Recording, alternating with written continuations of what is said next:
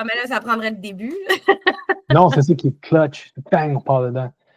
Puis là, après avoir dit ça fonctionne pas, j'ai de la misère pour telle raison, ça bug pour telle raison, je suis peut-être pas faite comme tout le monde, il y a peut-être des affaires qui sont différentes chez nous.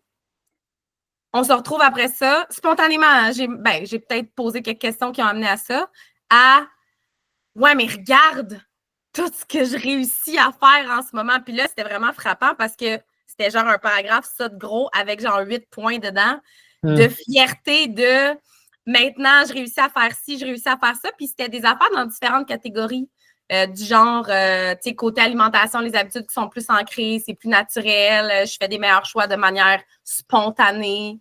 Il y avait beaucoup de choses par rapport à l'entraînement, mais par rapport à performance et progression dans les capacités et non, genre, j'ai perdu 2 livres sur la balance. Là.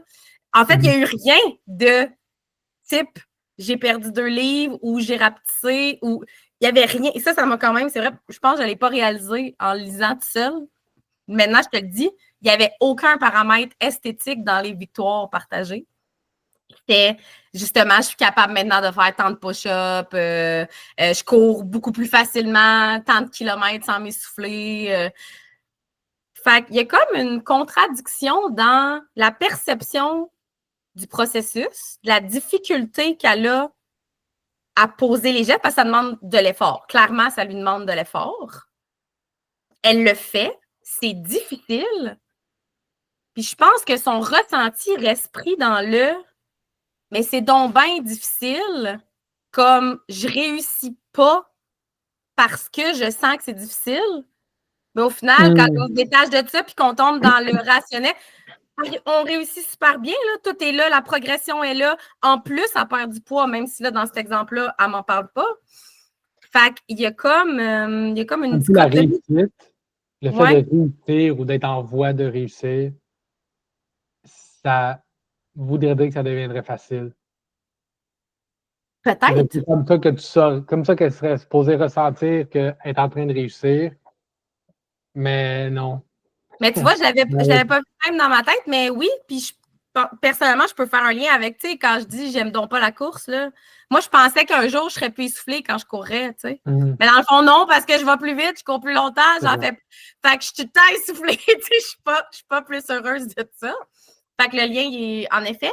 Puis là, comment j'ai décidé de worder ça, de phraser ça, c'est que dans le fond, apprendre à être, puis ça te surprendra pas toi, mais ça va peut-être en faire réfléchir quelques-unes. C'est que dans le fond, c'est un muscle. Se trouver bon et apprendre à spotter sa progression, puis à avoir, tu sais, justement, une petite loupe sur tout ce qui va bien. Quand tu sens que c'est difficile, puis quand tu sens que tu en arraches, c'est un muscle comme tout le reste. Puis, je pense ça, je suis pas surprise que, tu sais, moi, j'ai tout le temps dit, dans le fond, moi, je suis payée à comme être gentille puis à dire aux gens qui sont bons, là, tu sais. Bon, évidemment, je fais plus que ça, mais quand même, c'est quand même une grosse partie du travail de rappeler aux gens, oh, mais tu es en train d'oublier que ça fait 3 mois, là, que tu fais bien les choses, puis que tu récoltes, puis très souvent, puis moi-même, je te de même, je le sais, toi-même, tu me l'as fait souvent. C'est genre, ouais, mais arrête de regarder ta semaine, là. Regarde tes 6 derniers mois. Ah ouais, c'est vrai. Comme... C'est vraiment comme regarder une horloge à aiguille. Puis comme tu vois pas minute par minute, tu vois les secondes, c'est peut-être pas un bon exemple. Mais tu vois pas les minutes par minute, tu vois pas l'heure changer. C'est juste, tu peux pas. Mais à un moment donné, il est plus tard. Ouais. C'est comme si elle est contente de certaines choses, mais c'est pas de ça qu'elle veut être contente. Il y a peut-être, ça, je dirais que c'est peut-être une autre affaire, ça. Ouais. Mais c'est comme de ne pas valoriser, pas assez valoriser ou être en train de changer les priorités pour changer comme l'ordre dans lequel les choses sont valorisées. Mais comme dans l'immédiat, c'est pas ça qui est valorisé. On voit ça, moi personnellement, je vis ça souvent au début du processus. Fait que là, il y a full progression souvent en performance physique, à cause que dès que tu t'y mets avec une certaine assiduité, si tu utilises tu vas au gym ou tu utilises des poids, tu en as assez pour les faire, en prendre de plus en plus. Tu peux doubler ta force à certains exercices en 1 à 2 mois. Fait que là, c'est comme, wow, check ça, check ce que tu es capable de faire. Ouais. Puis, je m'étais jamais imaginé être capable de faire ça. Puis, je suis vraiment content, c'est vraiment cool. Mais c'était comme pas ça, c'était pas ça mon plan. J'ai dit, ouais, ça vient avec, comme je suis désolé. Maintenant t'es plus fort. Sorry. J'ai pas écrit encore dessus, fait que là, je vais comme gaspiller mon. Mais moi, j'appelle ça des gains collatéraux. Je pense pas que je l'ai comme appelé nulle part officiellement. Là. Puis là, je voulais écrire un petit texte là-dessus, fait que là, tu peux pas me voler mon idée. Mais c'est ce que ben, tu sais, ces affaires-là que tu savais pas que tu te réjouirais d'accomplir, tu sais, qui auraient pu être des objectifs en soi, mais tu le savais juste pas que ça pouvait parce que, comme tu viens de le dire, tu n'étais pas rendu là dans ton processus. Mais je trouve ça cool de dire que c'est des gains collatéraux. Mais ce qui est intéressant aussi dans l'exemple un peu plus spécifique que je parlais, la personne, elle s'entraînait déjà. Fait que la personne était quand même déjà intense dans son entraînement, intense d'une certaine façon.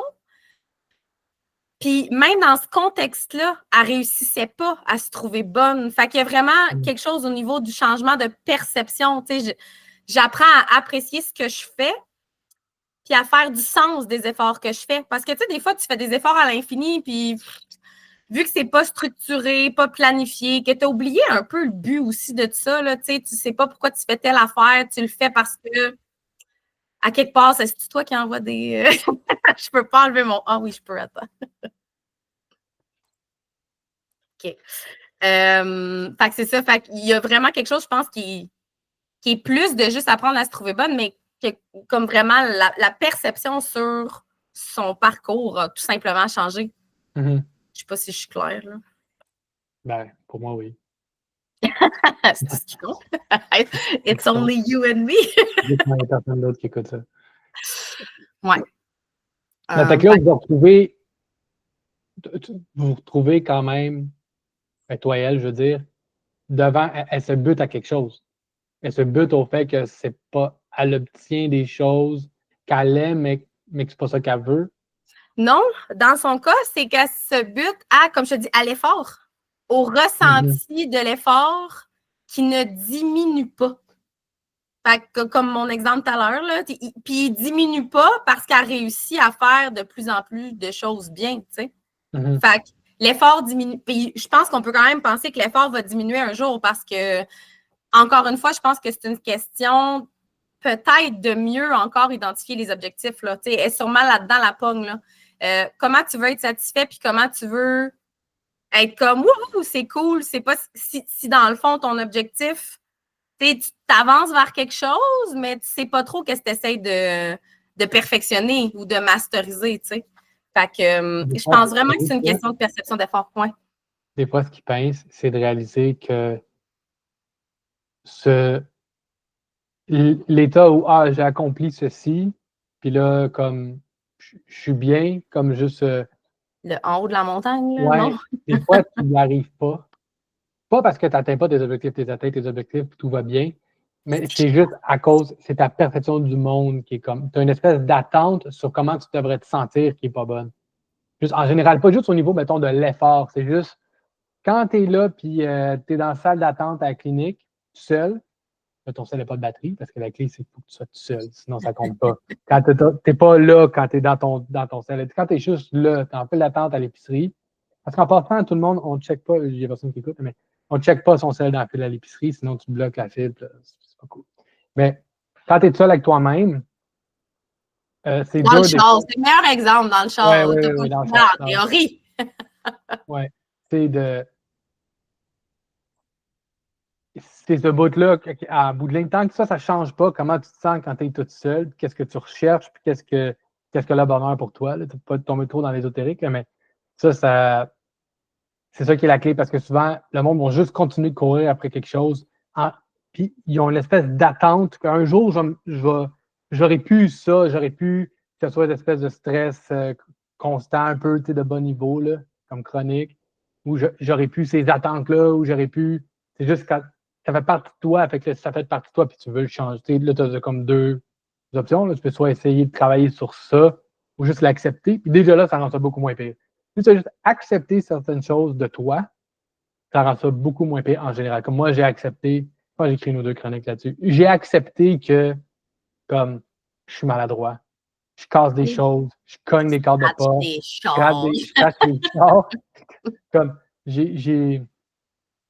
Fait que j'arrête de me taper sa tête fois 1000, tu sais, quand je fais comme. J'ai comme un budget psychologique, que cette année, ça va coûter tant de 1000$ de réparation du crash de char. Faut juste que le monde autour de toi soit avisé aussi. Oui, c'est ça, ouais.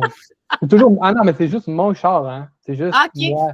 Je rentre dans des objets qui sont pas en mouvement. Tu as déjà partagé une fabuleuse capsule sur le fait de double scratch. Oui, mais c'était mon char aussi. J'ai scratché mes 2 chars. Mes 2 chars en même temps, un dans l'autre, dans le driveway. J'ai fait ça. Ça, c'est une belle anecdote. Fait que ça, c'est pas. C'est mon char. Fait que, oui, c'est 2 chars, mais c'est les 2 mes chars. Fait que, il était quand même le gauge du budget a parti de cette anecdote. Ouais, j'ai fait, non, 2 chars. Mais il y en a un qui c'était pas tant, l'autre c'était tant. Fait que. Ça veut pas dire que tu travailles pas là-dessus. Ça veut pas dire que je me dis comme, whatever, je suis conscient du fait que je suis maladroit, puis j'essaie d'en tenir compte en général. Mais quand ma maladresse fait juste se pointer, puis là, c'est, pouf, un événement hors de mon contrôle, dans le sens où même si je suis vigilant à ma propre maladresse, des fois, elle fait juste être trop forte. Là, ma maladresse, c'est comme, elle va prendre le contrôle. Puis là, quand tu dis 2 de mes chars en même temps, 2 pour 1, ça me fâche, là. Comme je fais comme, yes, sir. Ça me fâche. J'échappe un verre, puis il casse en mille miettes, puis là, désolé, tentez-vous les enfants, vache chevalieuse, ramasser, tout ça. C'est pas que ça me fâche pas. Mais plus jeune, je le voyais comme une espèce de défaut inhérent à ma personne. Puis ça me frustrait là, des heures de temps selon ce que j'avais cassé. Ça me fâchait longtemps. Là. Puis là, c'est juste ma ma perception subjective de ma vie est bien meilleure parce que là, ça dure 5 minutes, ça dure plus 5 heures ou 5 jours selon la taille de ma gaffe. Puis je pense qu'on peut faire ça pour toutes. C'était où le lien à la base dans ce qu'on disait? Parce que ce serait intéressant que tu le fasses concrètement pour ceux qui ont peut-être pas... Oui, ben le lien, c'est que si tu sens que tu es toujours à la poursuite de quelque chose, puis que tu n'es pas satisfait de ce que tu es en train de faire, en dépit du fait qu'objectivement, tu es en train de full cheminer, objectivement, soit dans ton ressenti, ton ressenti est subjectif, mais je veux dire objectif dans le sens, je me sens vraiment mieux qu'il y a 3 mois, comme en général, je me sens mieux, mais je suis encore en train de vouloir plus, tu sais. Peu importe comment je me sens, je vais me sentir encore mieux. Fait que ça, c'est comme objectif dans ce cas-là. Ou objectif des chiffres. Tu as perdu tant de livres ou tu as amélioré ton temps de ceci ou tu lèves tant de ça ou vêtements, peu importe comment tu gages ton succès, tu réalises que tu es constamment insatisfait de pareil. C'est pas ça exactement que tu veux. Ça, c'est parce que tu es un peu comme un chien qui court après sa queue. Fait qu'il faut que faut réaliser ça. Puis là, tu peux à la fois, je pense que c'est la meilleure approche, à la fois de l'accepter puis essayer de mitiger les dégâts en même temps.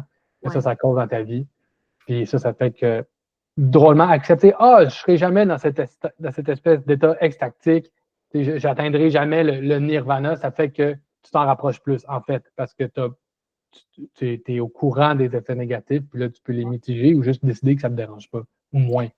Puis ça, j'imagine que le nirvana de cet état de pensée-là serait, dans le fond, pas l'inverse, mais de réussir à se réjouir, tu sais, le extatique que tu recherches, là, mais de réussir à ce que ça soit là dans l'accomplissement de tous les jours.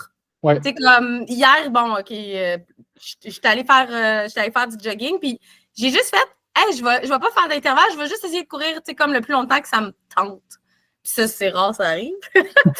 puis j'étais juste contente. Tu vois, hier, j'étais contente d'être essoufflée parce que j'étais comme, hey, c'est moi qui décide. C'est moi qui décide. Ma petite madame, elle va pas me dire dans l'oreille start running ou stop running.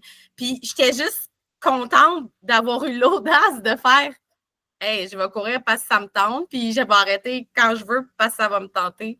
Puis il y a quelque chose de beau là-dedans, puis ça revient à ce qu'on dit tout le temps, qu'il faut aimer le processus, finalement. Là, c'est ça que ça dit. Là.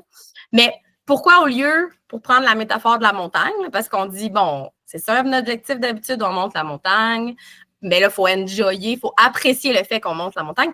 Pourquoi on ne serait pas tout le temps en haut de la montagne? Pourquoi on ne serait pas tout le temps en haut de la montagne? Là, il n'y a plus de montagne, ça veut dire. Je pense que tu n'as pas le choix. Puis ça, je pense que c'est le Pour apprécier le haut de la montagne, il faut aller monter. Je pense que c'est l'ultime paradoxe de la vie, du sens du fait qu'on est condamné à poursuivre des choses, mais le but, c'est qu'il faut arrêter de courir après des choses, mais tu peux comme pas t'en empêcher, parce qu'il faut que tu fasses des choses dans la vie pour, entre guillemets, avancer dans différentes sphères. Fait que c'est un truc un peu circulaire, mais c'est de Ben, t'as raison, on peut pas apprécier quelque chose si on a l'effort, il faut qu'il se. Ça, c'est une boucle. C'est de découper en vraiment plus petites. Je suppose qu'il y a des milliers de livres écrits là-dessus. Là. Mais dans le fond, c'est de découper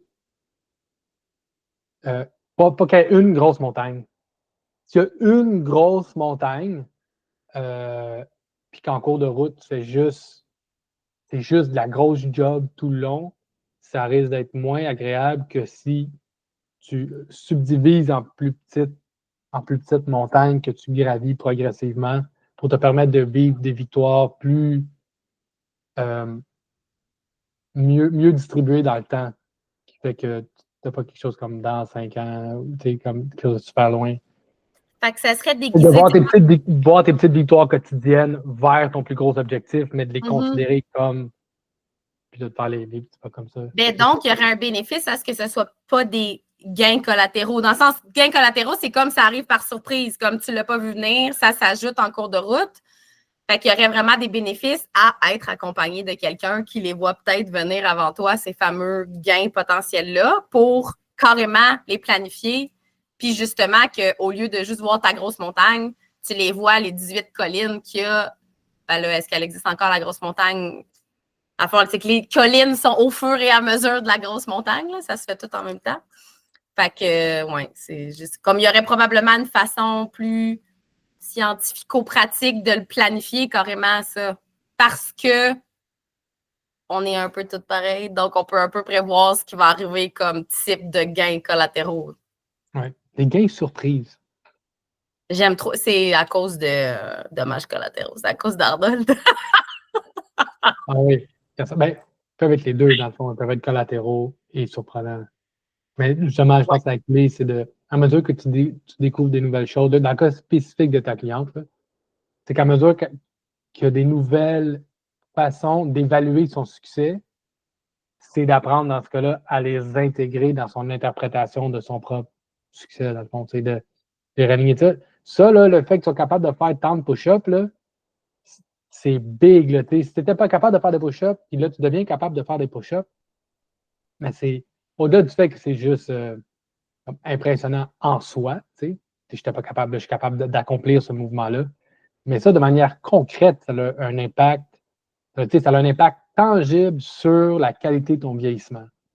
Si on revient au super tangible, un peu tantôt, un peu d'image, tantôt, si on revient au super tangible, ton but, c'était, je n'importe quoi parce que je ne sais pas par cœur, mais si le but, c'était de perdre 25 livres, là, tu en as juste perdu. C'est souvent ça, là, on va se dire. Hein? J'ai dit, c'est souvent ça. Oui, mais c'est toujours camouflé. Puis, oui, les saines habitudes de vie, je crois en votre approche.